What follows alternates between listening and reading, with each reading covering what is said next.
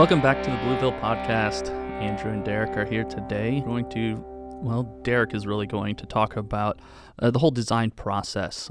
As a salesman, he's got a lot of experience with that. I have a little bit with it, but the way we approach things is slightly different. So we'll kind of hit both sides of that coin. In the maintenance division, a lot of the customers that I end up working with tend to be customers that I've worked with for years and years and years. So we've got a really tight relationship, and that's something that I can utilize when, coming up with plans for a landscape project or something like that. Derek, on the other hand, I wouldn't say they're cold calls, but he deals with a lot of first-time customers. Yep. So we don't always have a relationship, don't always quite understand the history of the property.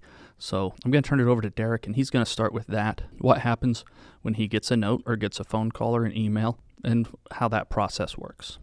And Andrew, I'll try not to go too long on this podcast. Design and landscape design in particular is a real passion of mine, and so we can really get into the weeds, but we do attack this scenario from multiple angles. You mentioned your experience in the maintenance side of things, and we, in the landscape design side, we are very maintenance focused, but that's from the beginning of the process. So whether it's a blank slate for a new homeowner, or you move into a new home, or you have an established landscape that just needs to be freshened up, we can tackle all of those scenarios. I'm going to talk real quick about my background, just since we're new to this podcast and kind of introducing ourselves too. I'll tell you how I got started, just in case somebody out there has never thought about landscape design as a career path. In high school, I really wanted to be an architect. I really like the design aspect. I like fancy buildings, and that's kind of what I wanted to do.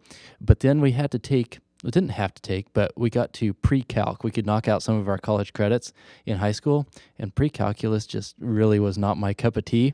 And so I shut it down there. That was about halfway through my senior year. That math class was just not working out for me. And about that same time, we got to come do some job shadowing and that sort of thing. And as part of that, I got on K-State's campus and talked to some of the horticulture professors. Basically, I was tipped off by a former Valley Heights alumni, and he said, I'm doing landscape design. You can still do all the drawing and the design aspect of it, but you don't have to take all the tough math classes. That sounds great. Yeah, I said, sign me up. But we did want to take a college visit, so we did that, and I talked to Dr. Greg Davis there on campus at the horticulture department, and he said, yeah, that's true. Here's what you get to do. You get to analyze the site. You get to do some measurements, just the simple math, use geometry and that sort of thing. But not too in-depth. You're going to be more plant-focused. And so that sounded great. And so sign me up. That's what I did. So I went to K-State for horticulture degree with an emphasis in design. And then was fortunate enough, while I was out here at Blueville Nursery, mowing for Jade, who is Andrew's boss. Yeah. At the time, he was in charge of the mowing division. And he said, no, you want to mow, you want to mow, you want to mow. I said, no, I really want to work on design. But of course, I wasn't ready. But there was a position as part of our design staff. We usually have a college student on hand to help draft plans. So that means a design sales person would go out to a site and sketch everything up. They'd take the dimensions of the property, of the house, driveways, anything existing that we need to look at, sketch it out on a piece of paper to scale, hand it over to the drafts person, and they would either hand draft it, or now we're using computer design CAD programs, and put it on the software and make it a little fancier, then we can finish the design process. Sure. So I said, hey, I'd love to do that. I kind of auditioned with that, and was able to do that a little bit through college, which was a great deal because now that I'm part of the actual design staff, I already know the tendencies of Dan and Pete and Tim, and now myself, I can add that to it and kind of know how the company is structured and how to handle different scenarios. There's always new problems and things that we face. So that was kind of the path to what got me here today. And like Andrew said, a lot of times I'm dealing with, I'd say maybe half to 60% are new customers, new customer call-ins that have never had a landscape project before, and they just need some professional help. And there's multiple scenarios that might lead to this. One of them would be, maybe I have, let's say I'm a homeowner, just purchased a home. I have no interest in landscaping, but I know I need it for the value of my home. The HOA dictates that I need some plants in my yard. So where do I start? Well, a call to your landscape company. Blueville Nursery would love to help you out with that, because we know what those HOAs generally require. We know the plants that are going to be successful, like Andrew alluded to, in that scenario, me as the homeowner, I'm not really interested in all the maintenance aspects of it. I want it to be generally well taken care of and do the part, but I'm kind of hands off. I've got other things, and we're all busy. And so that's a totally legitimate scenario. So kind of, I know I need it, but I'm not real interested in it. Where do I go? So we can definitely help you out there. Then the next case might be, I really like it, but I need some direction. Maybe I'm even going to do it myself. I just need a plan. I need a starting point. But I really like getting my hands dirty. I do like the occasional maintenance, going out and doing spring cleanup and that sort of thing. So we can definitely help you out there too and kind of give you a further direction. And then the third scenario might be, I have a complete plan in my mind, even almost down to the plants. I've had experience with multiple plants. I'm really into this. I just would like a plan on paper, and it's going to be a big enough project that I want help installing it too. But I want to be really involved. So all of those scenarios really play out in what we do, and we are more than happy to help with any of them. And the really cool thing is that, like in the case of somebody that's really interested in it, over the years, you get to see plans built, and you get to see how your landscape has evolved. That helps from the maintenance aspect of it, but then you can have that kind of record of what your yard has been over the years. So we're really happy to help with any of that. So I guess we could start with maybe just a kind of a plain cold call. Hey, I'm interested in getting some design help for the yard. We've got a newer house. It's got minimal landscaping that was done when the house was built, but we're now the second owner, and we wanted to kind of make it our own. What do we do? So what we'd initially do is just find a good time to set up with you where we can walk the yard and really get your input. And once that appointment is set up, then we do that. We just walk the yard.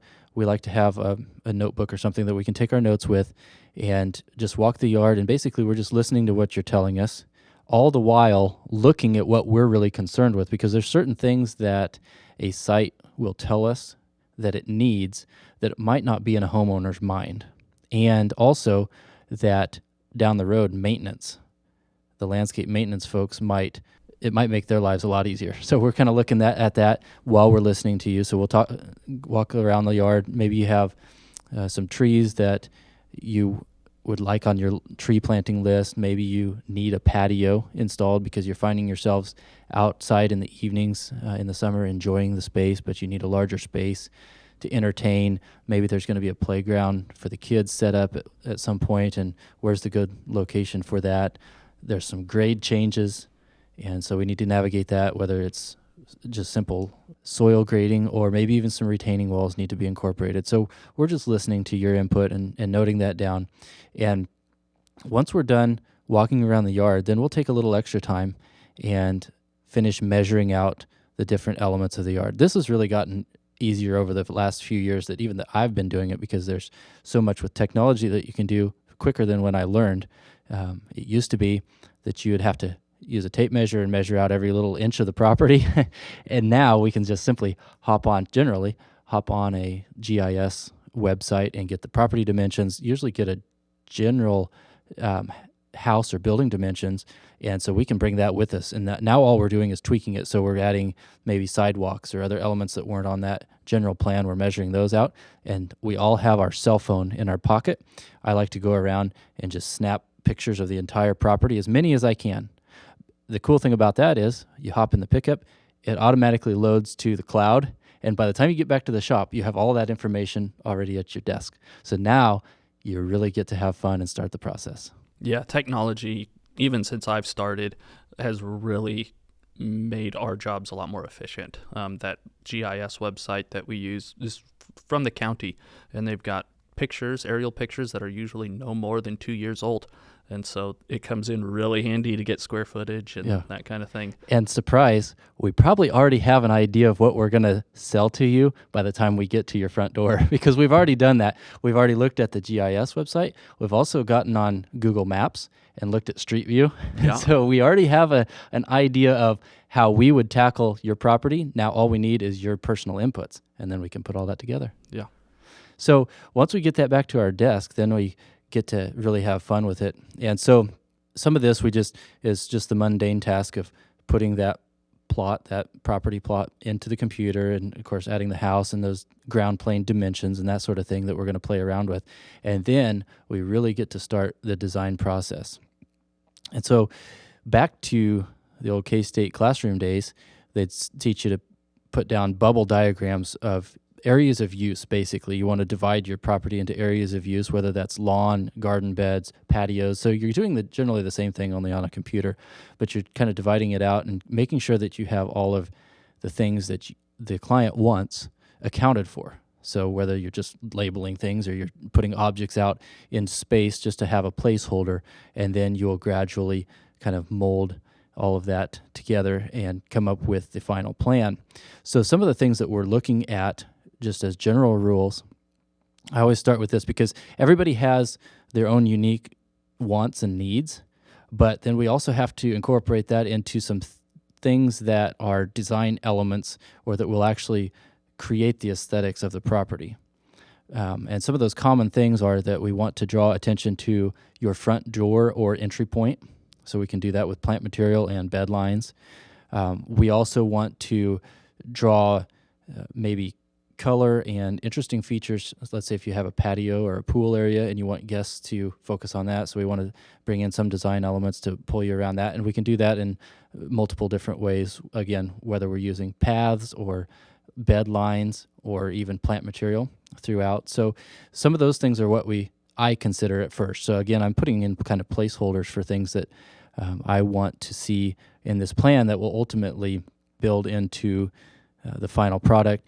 And one of the things that I try to do, like we learn all the plants and we can get kind of caught up in that, and we want the right plant in the right place. But in reality, there's probably a half a dozen different plants that you could put in any one of these spots. And so initially, I don't get too caught up in that. I put circles. I want a 6-foot shrub on the corner of the house. There's a 6-foot circle. So I kind of do that. I look at it spatially and what we're going to do. And then after that, I revisit it. Okay, I have a row of 6 shrubs here. Now I go back to my notes. I go back to usually a map because I want to look at north, south, east, west, all the directions. And then I'll look at my pictures as well.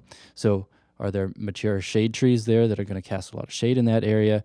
What are the elements of the environment that are going to dictate what plant goes in that spot? And so that'll narrow it down. Let's just say there were 6 plants on the board for that shape and size. Well, now the sun exposure has cut it down into 3 because we have a heavily shaded area. Okay, then now what texture do I want to look at? What, maybe even the soil, what does the soil offer? Is it a really heavy, tight clay soil? Is it loose and well drained? That might even determine it. And all the way down to, do I want it to be a woody shrub or do I want it to be more of a perennial flowering type plant? Do I want it to have flowers? Do I want it to be all a foliage interest? So you start narrowing it down from that. So kind of to summarize all of that jumble, if you're doing this from home, don't get caught up necessarily right away in the specific plants. That's hard to do when you go to the garden store when you're going, oh man, I just want a couple of these. I want a couple of these. There's a way to do that too. But if you're kind of starting from the ground up, get your space kind of defined and then placeholders for your plants. And then even if your mind isn't made up at that stage, take that plan. And sometimes I even do this. I'll be like, I've got this pretty well filled out. I'm going to run up to the garden store and see what's looking really good. That'll be my decision maker today. Yeah. So I can even do that. But if you're working on it on your own, you could just have simple placeholders, and then you can walk a garden center and label in what you want there. One of the things that we run into from a design standpoint, especially for the plant's sake, a lot of newer homes, I pick on this a lot, but a lot of newer homes are built with inadequate bed space around their home. I totally agree. Landscaping is the last thing in the budget for a builder, and it shows. Yeah, it often does. So you'll commonly see it where you have maybe a 2 or 3 foot bed on the corner of the house, and it narrows down to a foot, and you run that around the foundation, and there's plants kind of in there. Some of them are burning bush that are way going to outgrow their space, junipers that are going to get into the foundation and just outgrow their space. So one of the things that I like to do and recommend is even just minimal space. You need 3 foot off of the foundation. That's even for ornamental grasses, your small spireas, drift roses, almost anything, you're going to need about 3 foot of space. That's just minimal. And then go out from that. 5 is better because then down the road, if those plants grow a little bit bigger than the label said they would, you still have space. And then even further down the road, if your interests change and you want to put in bigger shrubs, you still have that room. So I would start at minimum at 3 foot. And this is what I do even on the drawing phase. I'll go in and I'll set a boundary line 3 foot out from the foundation of your house all the way around. That's my starting point. And then I vary from that and make it bigger.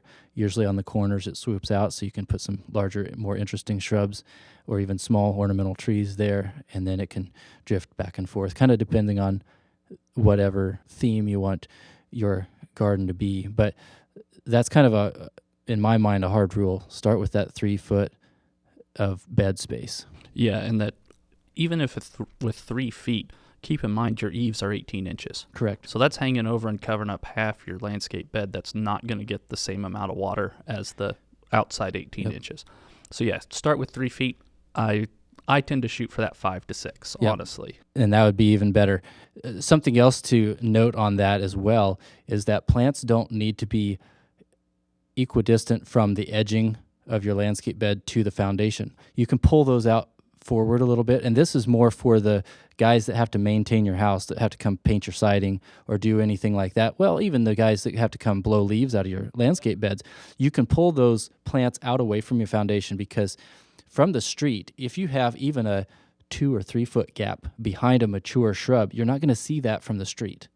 And it's going to help so much in cleaning that landscape bed out. If you have anything that you've got to get back there and clean, windows that you need cleaned occasionally, the ladders are going to go back in there. So you can even pull that forward. And that's what you're talking about, Andrew, even more space beyond that 3 foot. So let's just say we're using a 3 foot spirea, something that gets about 3 foot wide, like a magic carpet.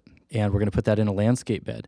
So if we accommodate that 3 foot mature width of the plant, plus, let's just say 2 foot behind it to give us a little space to work in there, you're already at 5 foot. So that just kind of illustrates what we're thinking about when we're saying give these landscape beds a little more room.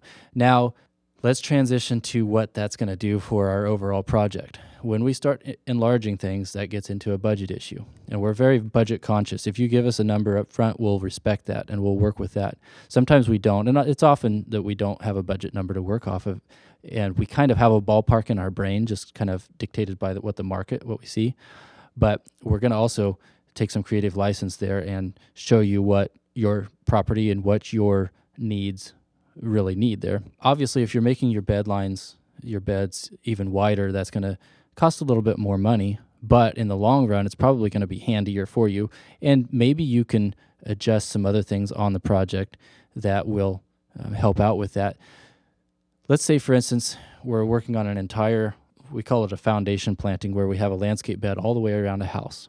And it's a brand new build, so it's a blank slate. We're going to put that emphasis and the budget more on the front of the house, which everybody can see from the street, and let's say the back of the house where the entertainment area is. There's a deck and patio commonly in the back of a house. So those are our 2 areas of interest. We're going to put our focus and our budget on those. Well, then we can kind of suck that in on the sides of the house. And usually there's less room between houses anyway. So that's something that we can make up. So if we're not interested in necessarily having plant material on the sides of our house, which we don't spend a lot of time on anyway, we can just do a simple mow strip, which is, like you said, the eaves hang over about 18 inches. That's common to maybe have a flowing line about 18 inches away from the foundation. And so then we can use that space where we didn't put planting beds on the side. We can use that for the front and the back to make it a little more appealing and kind of make up the difference. So those are all things that we're putting through our brains when we're doing your landscape design and considerations that we are making when we're coming up with a plan for you. Yeah, and kind of in that same, he talked about the flowing lines. We're in Kansas. We're on the prairie. There are no right angles in nature out here. You see some of these French gardens or whatever, or everything is straight. Boxwoods are boxes, square angles, everything. There are 2 reasons we like to have flowing lines. First off, it looks a lot more natural. And then second, it is impossible to install edging in a perfectly straight line.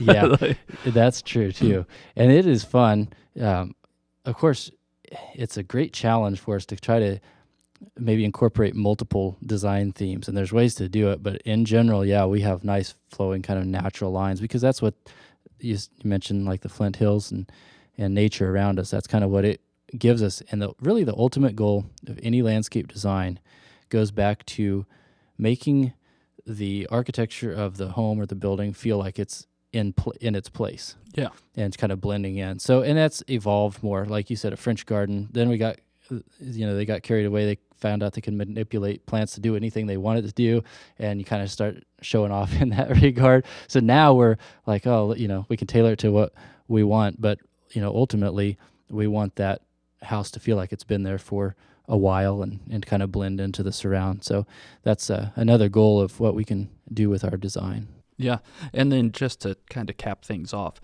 when you see your plan and you like the way it looks, we come in, we install everything. You're going to look at your plan, you're going to look outside, and you're going to say, where are all my plants? Right. These plants are tiny. Yep. It's because we design for mature sizes. Right. We don't want to have to be coming in 2 years ripping plants out because they outgrew their space. Yep. So, yeah, when you first look out, you might think these plants are tiny. There's so much space in these beds. That's intentional. Yeah, it really is. And there's ways that we combat that too.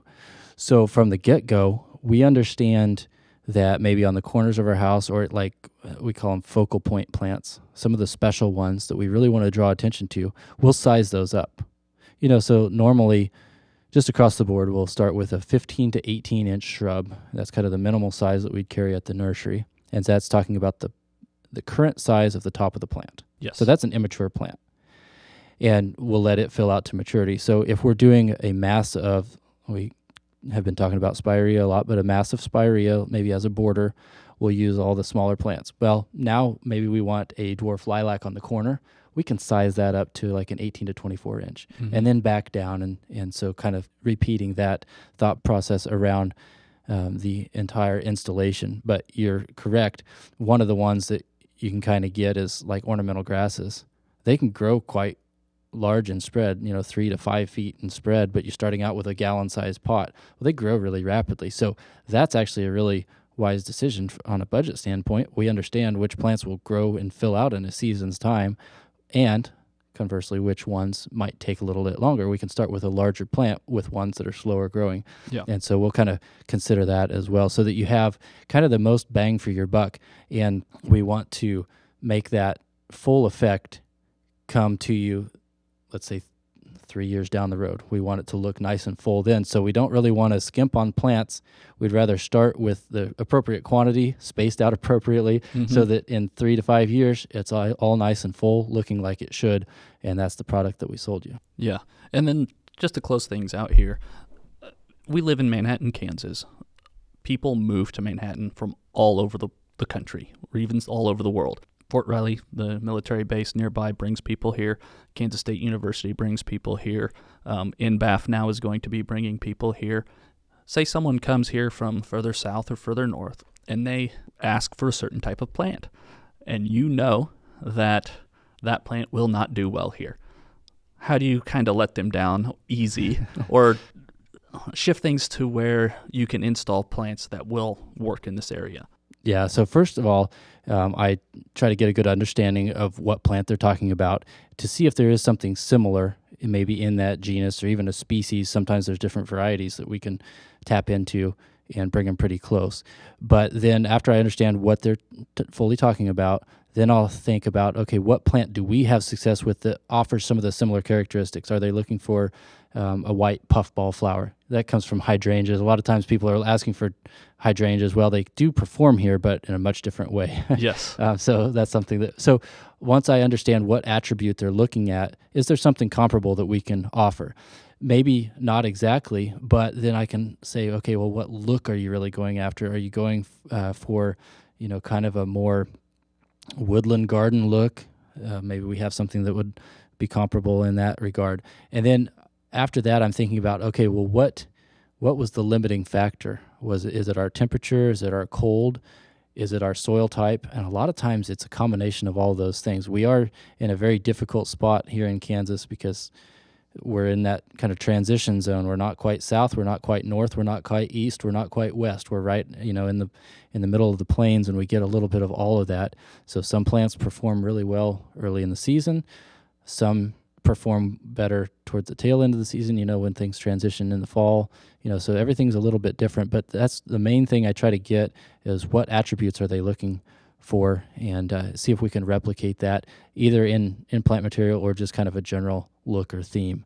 And then we just kind of are upfront with them and say, well, for these reasons, that won't work here. Maybe it'll look fine in the morning, but as soon as the sun comes and hits that full on in the afternoon, it's going to wilt and you're not going to be happy with it. So we just kind of describe what their expectations of that plant would be, and here's an alternative. Well, thank you, Derek. And just to wrap up, when it comes to designing a landscape bed for a lot of the customers that I work with, I've had a long relationship with a lot of them. So sometimes they're fine with me just saying, hey, let's put X, Y, or Z plants here in this corner. And they say, yeah, go for it.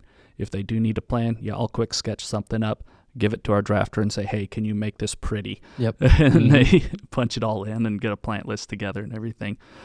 So my process is a little more laid back than Derek. But if I do need to get into those more details with a really spruced up plan, anybody here at Blueville can get you one of those. So yep.